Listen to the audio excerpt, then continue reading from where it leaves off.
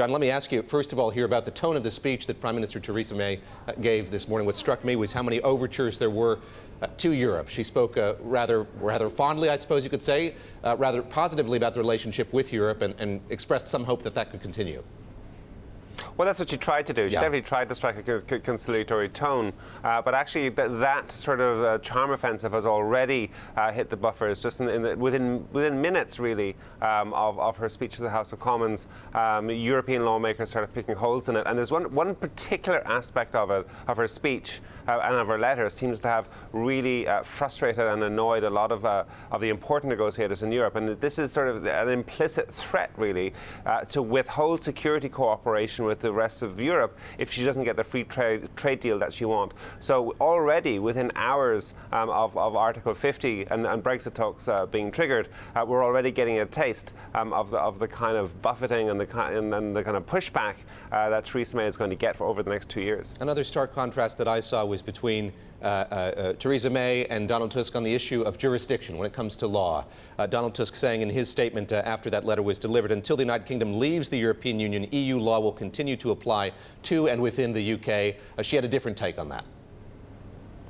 I mean, yeah. I mean, to some extent, I think. I mean, there are obviously big differences between May and Tusk on a variety of issues. But I mean, she did go to pains in her speech to make the point that the UK will remain a constructive member of the European Union for the next 2 years. But clearly, the message from Theresa May today is that from the moment that the deal is done, all of the EU law, all of the legislation, the EU legislation that's currently on the books in the UK will be transferred into UK law, and that will then give the British Parliament the opportunity to strike away the parts of EU law that it doesn't like.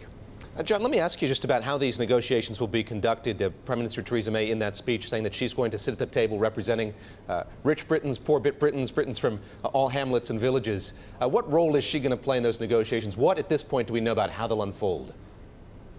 Well, this is her Brexit deal. I mean, she has kept her cards very close to her chest. One of the criticisms of her in Westminster and in Whitehall is that very few people know what she really thinks. She has a very close, very tight and very small set of personal advisors. So she is going to be taking a very close interest in all of the negotiations.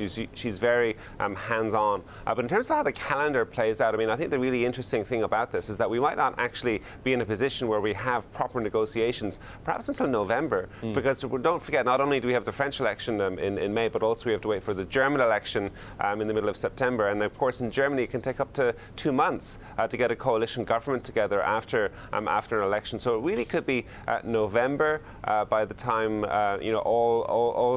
Theresa May is sitting around the table with the most important negotiators from the other EU countries, and that really gives her a very, very, very short time frame in which she can actually negotiate this deal that's good for all Britons that she's been talking about today. John, on the issue of timetable, our colleagues caught up with JeanClaude Trichet, the former president of the ECB. Let's hear what he had to say about the speeches today. I think that it is an illusion which is very often shared in London, that it's only the first of a sequence of exit. I don't think that at all. Talking about the illusion of a timetable here. What happens if there isn't a trade deal brokered by the end of this 2-year period? What happens in terms of an economic relationship between the EU and the UK? Well, then, essentially what happens, the UK will fall out of the European Union without a deal, as you say, and it will revert to WTO status. So effectively, you would immediately see tariffs between the UK and the EU being raised overnight. For example, you would have a 10% tariff being introduced on all cars imported into the UK. And that's, across a swathe of businesses and industries. You would suddenly see, prices rising across the UK market. And, a lot of economists say this is the last thing that the UK economy needs. But if you listen to Theresa May's advisors, a lot of them are trying to sound bullish about this, or trying to say this wouldn't be a disaster for the economy. But certainly, Britain would certainly feel like a very, very, very different country if it was suddenly had to revert to WTO status.